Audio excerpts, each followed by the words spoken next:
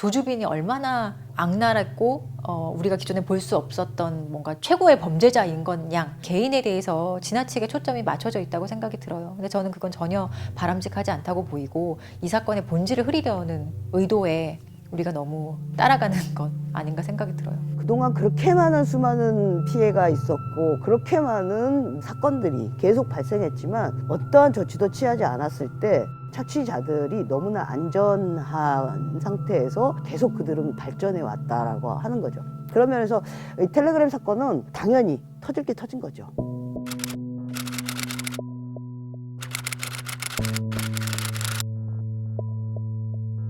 성구매자나 조직범죄자, 성폭력자들을 강력하게 처벌하기 위해서 만든 법이 청소년성보호법이에요. 그런데 연락해기 등 방지법의 개념을 두고 있는 법이기 때문에 강제적으로 성매매에 된 애들은 피해 아동이야.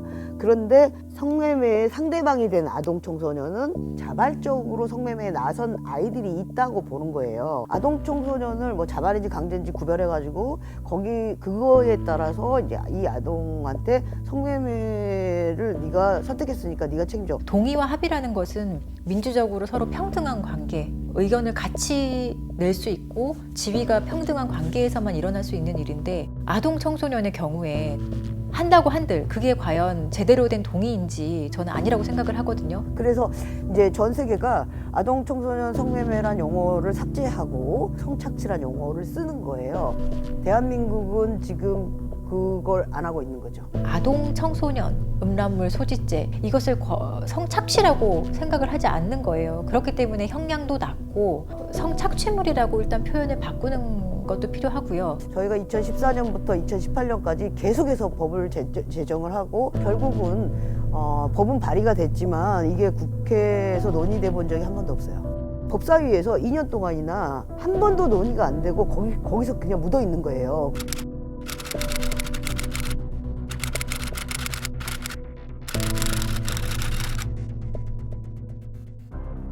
핸드폰이 일반화되면서부터 저희 센터의 성착취 피해로 오는 아이들이 가출 청소년들이 아니었어요.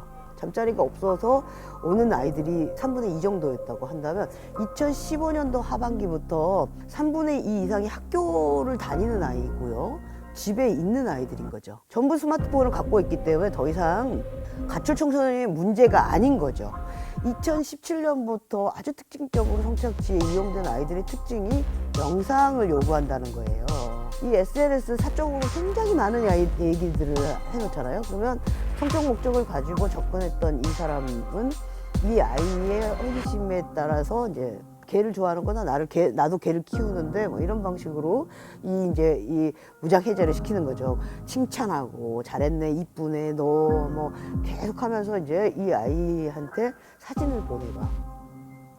난 너가 너무 보고 싶어. 보내기 싫다라고 얘기하면은 나를 안 믿는 거야. 막 화를 내기도 하고 내가 이렇게 너한테 공을 들였는데 막 진짜 좋은 사람이야. 걱정하지 마. 내 사진 보내줄게. 갖고 있다가 무슨 일 생기면 너도 뭐 하면 되잖아. 사진만 확보하면 돌변합니다. 그래서 너는 이제부터 내 노예야. 너 엄마한테 알릴 거야. SNS에다 쫙 보내버릴 거야. 네 친구들한테 다 얘기할 거야. 학교에다가 다 얘기할 거야. 그러면은 제발 부탁이에요. 한 번만 용서해 주세요. 저 이제 지워주세요. 이렇게 얘기를 하면 그래 그럼 내 시키는 대로 한 번 더 이런 사진을 찍어. 그렇게 해서 점점 수위가 높은 사진을 찍게 만드는데 그걸 해요. 결국 성매매 강요 알선까지 가는 이런 일들이 일련의 성착취 과정인 거예요. 기술의 발전과 함께 성착취의 유형이 달라지고 있다라고 하는 거죠. 범죄 통계를 봐도요, 10년 동안 가장 급증한 범죄 중에 하나거든요. 그리고 앞으로도 급증할 수밖에 없을 거라고 예상이 되는 범죄예요. 처벌을 해야 함에도 불구하고 법률이 없어서 처벌을 하지 못하는 일이 발생을 할 때는 그때는 그때에 맞춰서 즉각적으로 상황을 파악하고 좀 입법도 하면서 대처를 해 나가야 하거든요.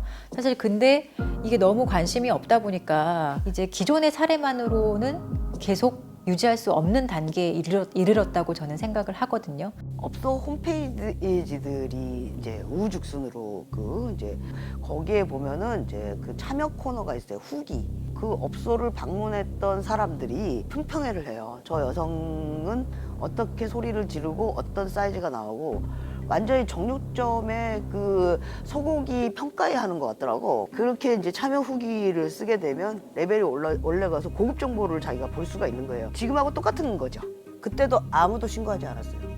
그러니까 이거는 그냥 단지 그 텔레그램에서의 문제가 아니고요. 이거는 아주 공고한 이 여성을 성적인 도구로 보는 그 시선들, 그런 개념을 같이 공유하는 사람들의 공고한 네트워크예요.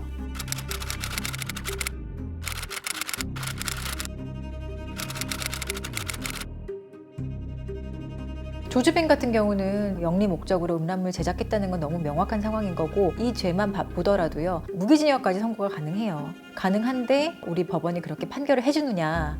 실제로는 그렇지 않아요. 가장 최근에 있었던 일이 다크웹 제작하고 유통한 그런 음란물이 22만 건이라고 하거든요. 그렇게 유통했음에도 불구하고 선고된 형량은 1년 6개월이었어요. 너무 이거는 누가 봐도 자신의 범행에 비해서는 낮은 형벌이거든요.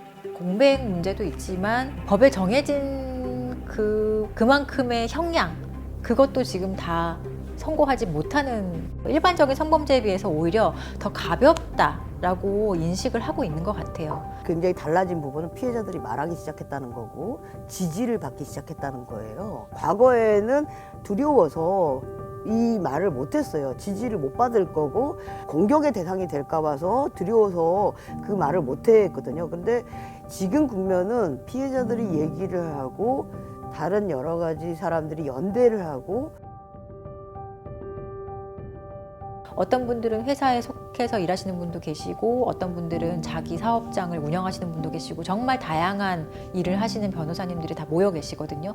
그런데 자기가 어떤 일을 하시는 거와 정말 상관없이 이번 사건을 보시고 다 같이 분노하시고 피해자가 지원 요청을 한다면 실질적으로 피해자를 위해서 일을 하시겠다라고 그렇게 다들 의견을 모아주셔서 저희가 법률 지원단을 만들었고, 텔레그램이 여러 가지 매체 중에 하나일 뿐이에요, 그냥. 그런데 이 텔레그램을 통해서 그 목소리를 내는 걸 보고 정치권이 놀래고 성범죄자들이 놀래가지고 숨어버리는 거예요. 일단 저 너무 반가운 거예요. 야, 이 웬일이니? 자, 이번에 이걸 기회로 해서 입법도 추진하고 제도도 만들고 이 베이스가 깔리면서 저는 당연히 그렇게 발전하는 그런 하나의 기회가 될 거라고 믿어요.